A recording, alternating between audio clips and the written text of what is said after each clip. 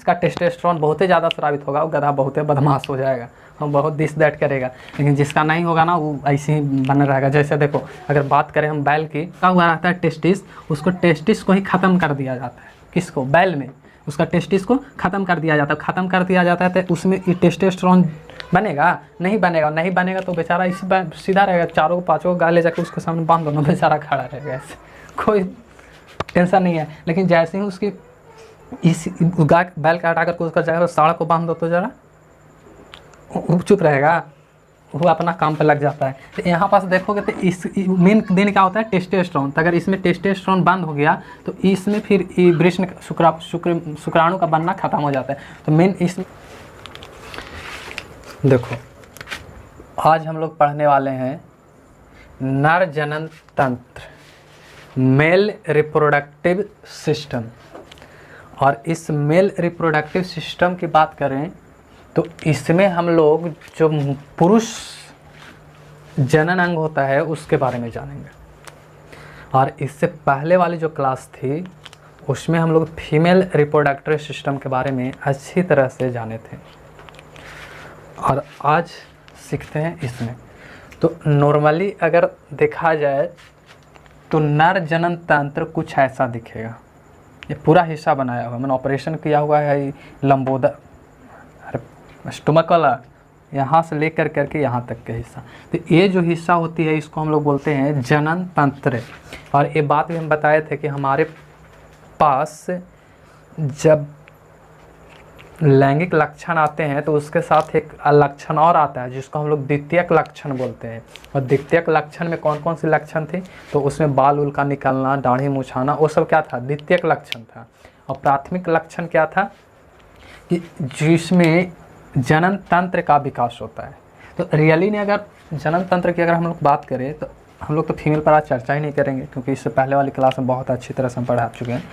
तो मेल जनन तंत्र की अगर बात करोगे ना तो मेल जनन तंत्र में देखो कोई भी किसी को मेल तब कहेंगे ना जब उसके पास प्राथमिक लक्षण हो।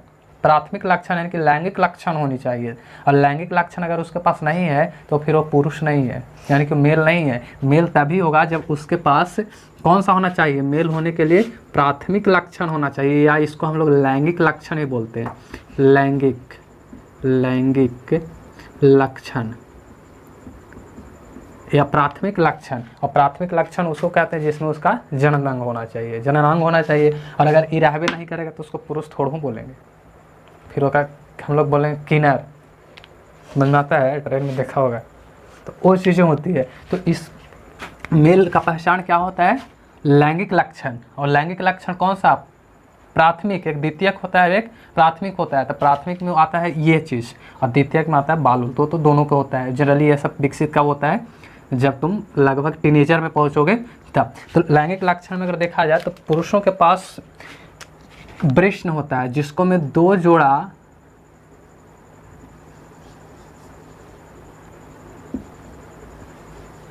टेस्टिस होता है। इसको हिंदी में वृषण बोला जाता है।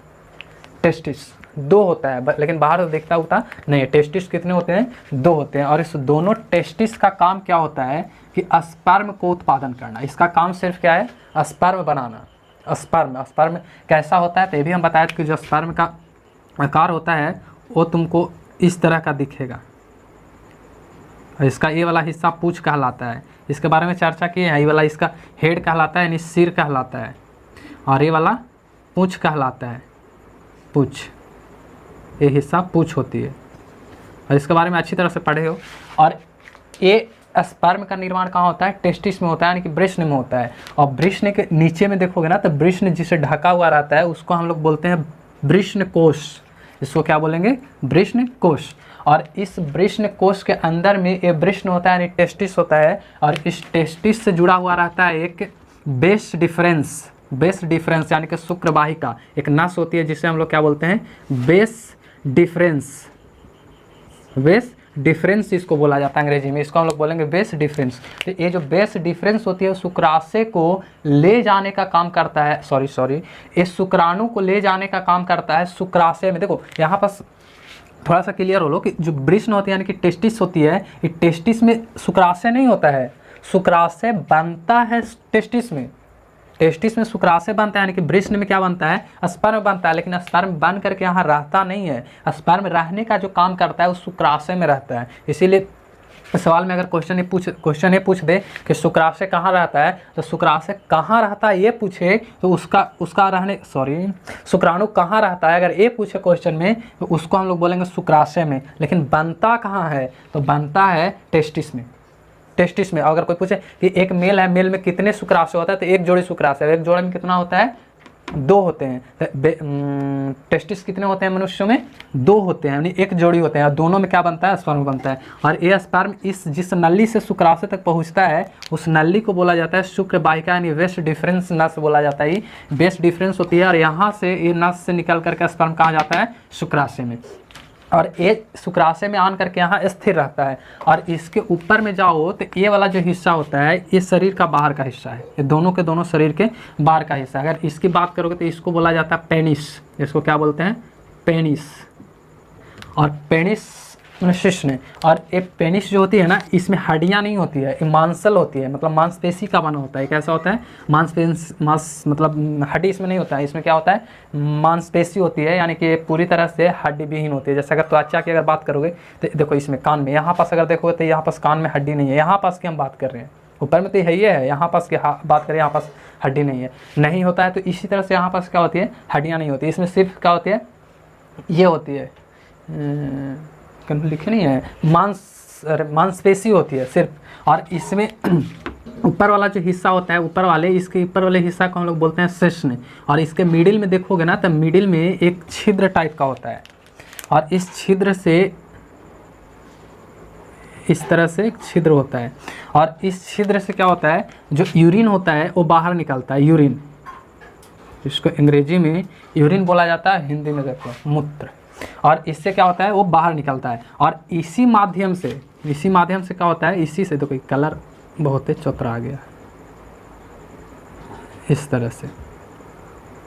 और इसका ये वाला जो हिस्सा होता है ये जुड़ा हुआ रहता है हिस्सा सीधा जा करके शुक्राशय से। और इधर आओ तो ये वाला हिस्सा किससे जुड़ा रहता है, पोस्ट्रेट ग्रंथि से। ये और एक ग्रंथि जुड़ा हुआ रहता है आगे चल के। तीनों का नस जो होता है ना, शुक्राशय, प्रोस्टेट ग्रंथि और मूत्राशय, इसको ऊपर में जाओ तो ऊपर में मूत्राशय होती है। ये वाला हिस्सा क्या कहलाता है, मूत्राशय। ये मूत्राशय, प्रोस्टेट ग्रंथि, शुक्राशय, तीनों एक ही जगह से मिला हुआ रहता है, मतलब एक ही जगह पे जुड़ा हुआ रहता है। तो अगर इसमें देखो तो ये वाला हिस्सा जो होता है इसको हम लोग बोलते हैं मूत्र मार्ग या मूत्र वाहिनी। इसको क्या बोला जाता है, मूत्र वाहिनी।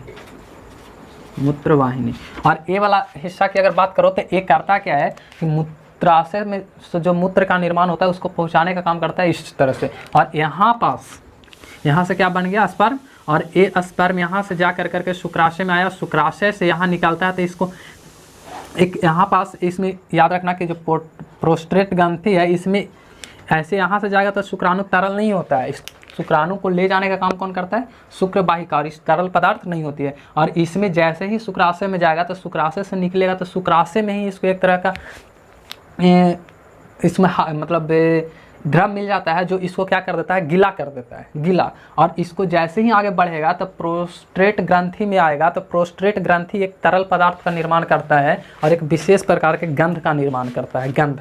इसको जैसे ही इसको मिलेगा तो इसमें क्या होता है, इसमें एक विशेष प्रकार का गंध आ जाएगा। और यही गंध आने के बाद इसका फिर अब इसका नाम स्पर्म नहीं रहेगा। जैसे ही इसमें आएगा तो इस गति प्रदान करता है। याद रखना इसमें कि जैसे ही शुक्राशय में पहुंचेगा स्पर्म तो ये तरल पदार्थ से मिल करके तरल हो जाएगा, और तरल पदार्थ से मिल करके तरल होने का जैसे ही इसको प्रोस्टेट ग्रंथि पहुंचेगा तो यहाँ इसमें मिलता है एक प्रकार का और तरल पदार्थ, और वो तरल पदार्थ इस स्पर्म में एक विशेष गंध उत्पन्न करता है और चलने के लिए, गति प्रदान करने के लिए शुक्राशय को रेडी कर देता है। और वही शुक्राशय इस मार्ग से होते हुए एक बाहर आता है। और इस शिश्न का काम क्या है, देखो अगर कोई पूछे कि मुख्य रूप से पुरुषों में जो जनन तंत्र है, जनन तंत्र है कौन थे, जनन तंत्र रियली नहीं, ये होता है टेस्टिस होता है, ना कि ये। इसका काम क्या है, जो शिश्न होती है इसका काम क्या है, इसका काम सिर्फ ये है कि इससे होकर के जो शुक्राणु आएगा, इस शुक्राणु को मादा जनन तंत्र पहुँचा देना, मादा जनन तंत्र में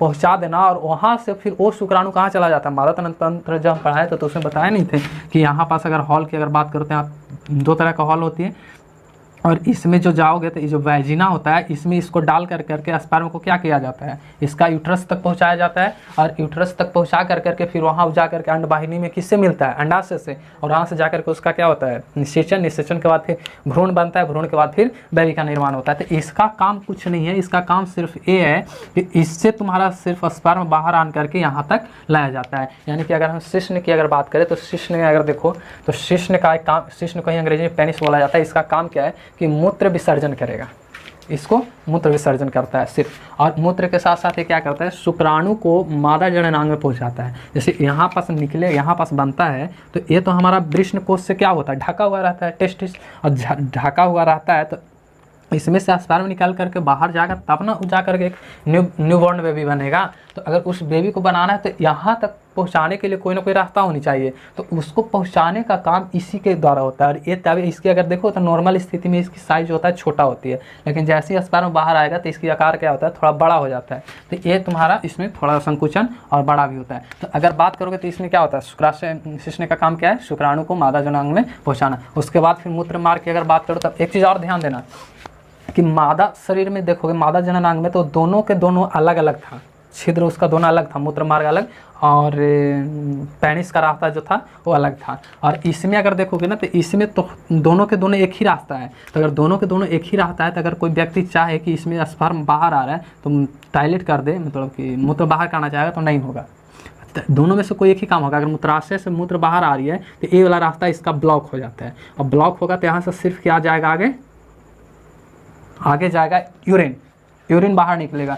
और जैसे स्पर्म बाहर निकल रहा होगा तो ए वाला रास्ता इसका क्या हो जाएगा, ब्लॉक हो जाएगा, ए वाला रास्ता ब्लॉक हो जाएगा। यहाँ से सिर्फ क्या जाता है, स्पर्म बाहर निकलता है, स्पर्म बाहर निकलता है। तो ये कंडीशन होता है इसका निकालने का, मतलब कि इसका में सीधा सा अर्थ है कि दोनों एक साथ नहीं हो सकता। लेकिन उसमें क्या होता है कि दोनों अगर चाहे तो एक साथ हो सकता है, क्योंकि उसमें दोनों के रास्ता क्या था, अलग अलग। जो वैजिना वाला रास्ता था वो सीधे जा करके यूट्रस से मिलता था, और जो मूत्राशय वाला नली था उस सीधे जा करके मूत्राशय से मिलता था, तो उसमें दोनों काम था। लेकिन इसमें दोनों नहीं हो सकता है। उसके बाद फिर जाओ तो एक चीज़ और कि इसमें अगर देखोगे ना तो इसमें शुरुआत दौर से इसमें टेस्टिस जो होता है उस टेस्टिस में शुक्राणु नहीं बनता है, शुरुआत से नहीं बनता है। जबकि स्त्री में देखोगे तो उसमें क्या था, शुरुआती दौर से यानी बचपन से अंड था, लेकिन वो अंड मैच्योर नहीं होता था, जो कि 12 से 13 वर्ष में आने के बाद वो क्या होता था, बनता था। और उसमें जो हार्मोन काम करता था वो एस्ट्रोजन था, वो एस्ट्रोजन। लेकिन इस जो नर जनन तंत्र में जाओगे तो इस वृषण में एक हार्मोन होता है,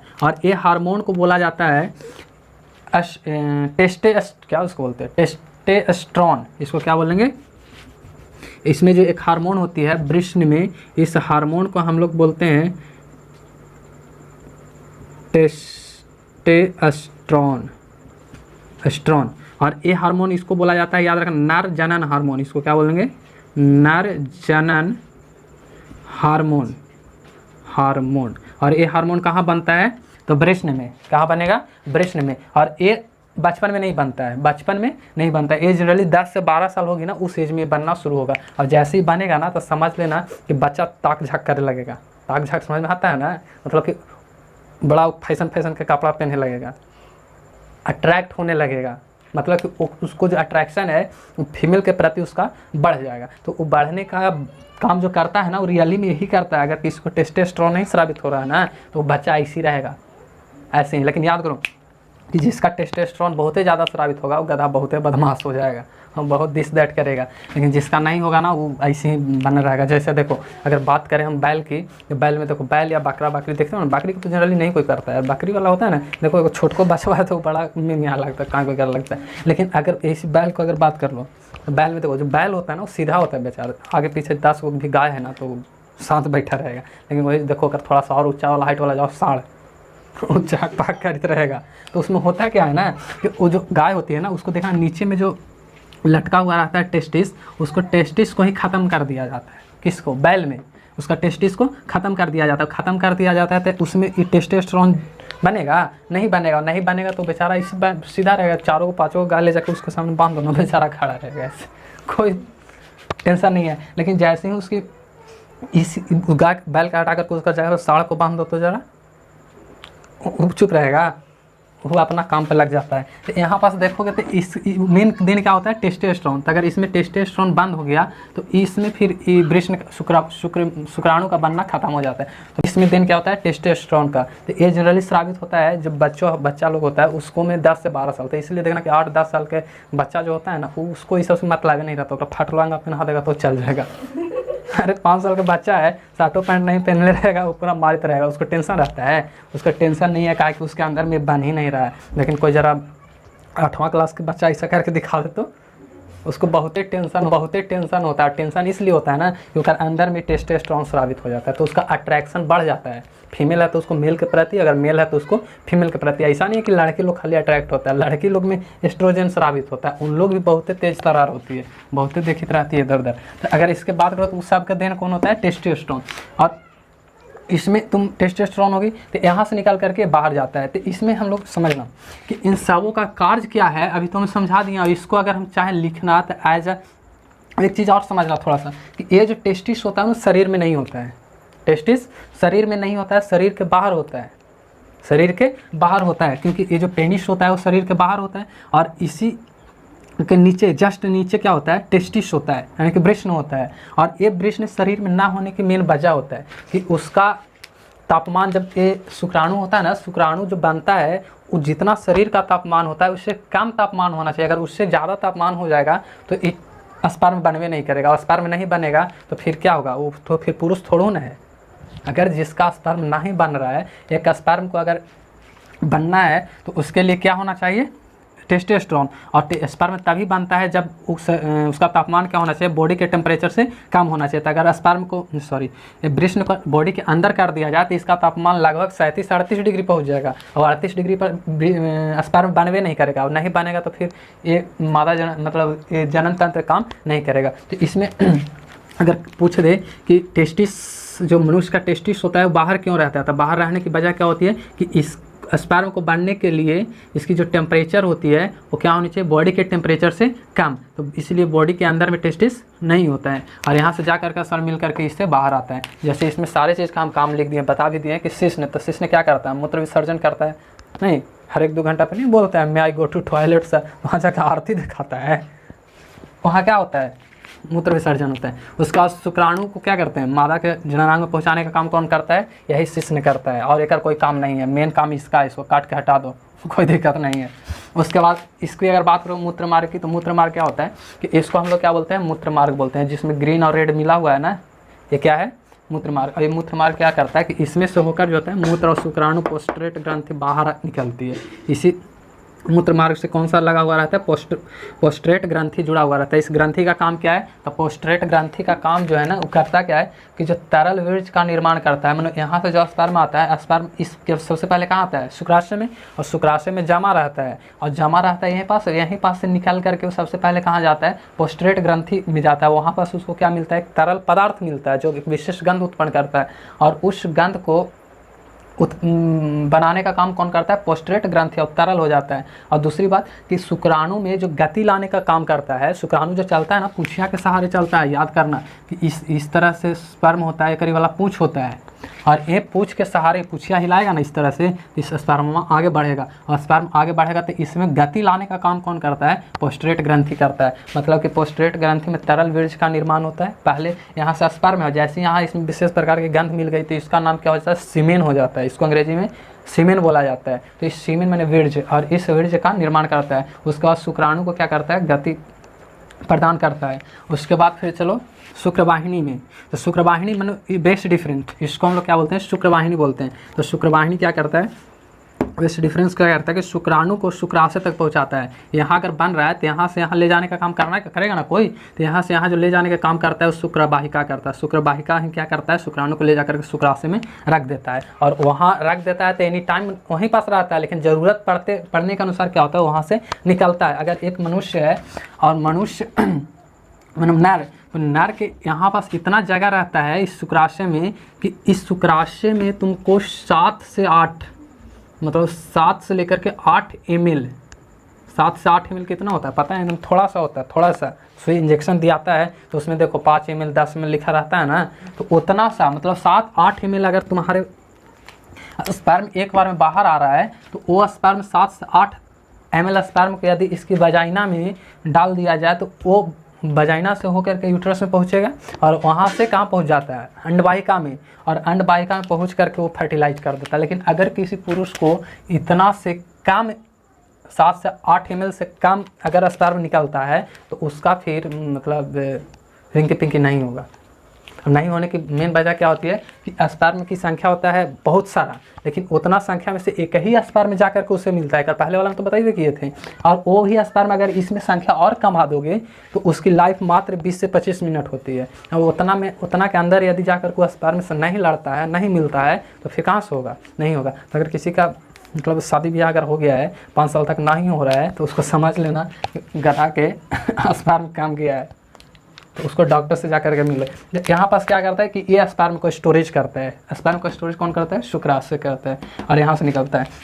फिर उसके बाद हमारे पास आता है शुक्राशय, जो कि हम बताए अभी शुक्राशय का काम क्या है, शुक्राणु संग्रह के लिए थैली प्रदान करता है। जैसे बनेगा यहाँ पास तो उसको रखोगे ना कुछ में, जैसे तसला में बन गया चावल भात, तो उसको खाने के लिए का तसलवे में से मार देते हैं, उसको रखते हैं हम लोग किसी बर्तन में जमा करके, वहाँ से फिर हम लोग क्या करते हैं उसको खाते पीते हैं। तो यहाँ पास शुक्राणु यहाँ बन रहा है जरूर, लेकिन इसको रखने के लिए कहाँ चाहिए, ये चाहिए। और यहाँ पास जो स्टोरेज होता है वो किसका स्टोरेज होती है, शुक्राणु का, और शुक्राणु के थैली देने का प्रदान करता है। और इसी में अभी हम बताए थे कि एक तरल पदार्थ मिल जाता है जिससे स्पर्म क्या हो जाता है, तरल हो जाता है, तरल।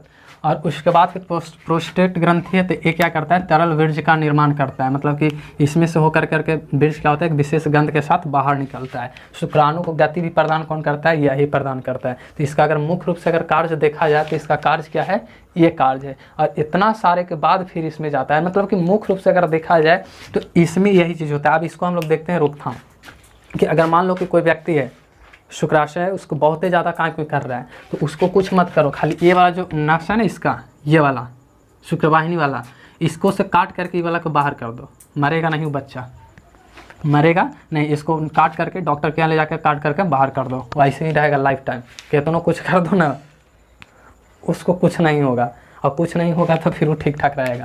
तो इसका मेन कारण ये होता है। महिलाओं में भी जाओ तो महिलाओं में भी एस्ट्रोजन का निर्माण होता है, उसको भी दोनों काट के बाहर कर दो, गड़बड़ हो जाएगा। लेकिन इसको अगर कोई काट देता है ना, तो इसको काटने से उसको कोई डिफरेंट प्रभाव पड़ने वाला नहीं। गधा बदमाश है तो बदमाश रहेगा। अगर इसको कोई यहाँ से काट देता है तो इसको काटने से उसका कोई प्रभाव पड़ने वाला नहीं है, क्योंकि मेन जो जनन अंग होता है पुरुषों का, वो कौन सा होता है, ये वाला हिस्सा होता है। तो अगर किसी को काटना है तो एकरा काट दो ना, एकरा काट दो, कोई टेंशन ही नहीं है। इसको काटेगा तो कोई प्रभाव पड़ने वाला नहीं है। ये चीज़ होती है। और एक चीज़ और समझना कि अगर तुम जाओगे मनुष्यों में तो एक चीज़ समझना कि मनुष्य में थोड़ा सा फीमेल की अगर बात कर लेते हैं तो जो एक चीज़ इसमें समझना, इसमें उस दिन शायद हम नहीं बताए थे कि इस फीमेल में जाओ तो फीमेल की जो वजाइना होती है, देखो इसको थोड़ा सा समझ लो, इतना समय, इसकी जो वजाइना होती है, ये वाला हिस्सा क्या होती है, वजाइना है। तो इसकी तुम बात करोगे ना तो इसकी वजाइना में एक विशेष तरह के लैक्टोबैसिलस नामक जीवाणु होता है। लैक्टोबैसिलस नामक जीवाणु होता है इसके वजाइना के अंदर में। वजाइना समझ में आ रहा है ना, उसके अंदर में लैक्टोबैसिलस नामक के जीवाणु होता है जो अम्लीय माध्यम को प्रदान करता है। अम्लीय समझ में आ रहा है, अम्लीय माध्यम प्रदान करता है। और यही अम्लीय माध्यम जो है ना अथी के दौरान, मेट्रोल साइकिल के दौरान बाहर आता है। और इससे जो भी अम्लीय माध्यम प्रदान कर रहा है तो जो भी इसके आसपास में कपड़ा उपड़ा है तो वो क्या होता है ना, गंदा हो जाता है, दाग उग लग जाता है। तो इसमें क्या करता है ना कि देखना कि खास करके जिस समय मतलब मेंस्ट्रुअल साइकिल होता है उस समय मतलब उसका जो कपड़ा होता है वो थोड़ा सा गंदा हो जाता है और छूटता उठता नहीं है। अगर नहीं छूटता है तो उसके ऊपर में जो गंदगी आता है वो किस चीज़ का होता है, अम्लीय माध्यम होता है। तो इस समय कोई पूछ सकता है, वहाँ से क्वेश्चन आ सकता है कि जो वजाइना से निकलने वाला बेकार या डिस्ट्रॉय अंडाणु होता है, उस अंडाणु का माध्यम कैसा होता है, तो अम्लीय होता है। या ये पूछ सकता है जो महिला होती है, महिला की जो वजाइना होती है उस वजाइना में कौन सा जीवाणु होता है, तो लैक्टोबैसिलस होता है। वो करता क्या है, उसके माध्यम में अम्लीय माध्यम को प्रदान कर देता है। अरे लैक्टोबैसिलस दही में जो जीवाणु पाया जिसके कारण दही जमता है, लैक्टोबैसिलस ही तो रहता है। वही जीवाणु यहाँ भी रहता है, वही जीवाणु इसके अंदर में रहता है। वो भी क्या माध्यम प्रदान कर देता है, अम्लीय। तो इसको मतलब इस तरह से होता है। और क्या, इसको राइट कर दो, इसके बाद फिर हम लोग इसका रोकथाम पढ़ेंगे, सुरक्षा के उपाय पढ़ेंगे, उसके बाद ये चैप्टर हो जाएगी देन।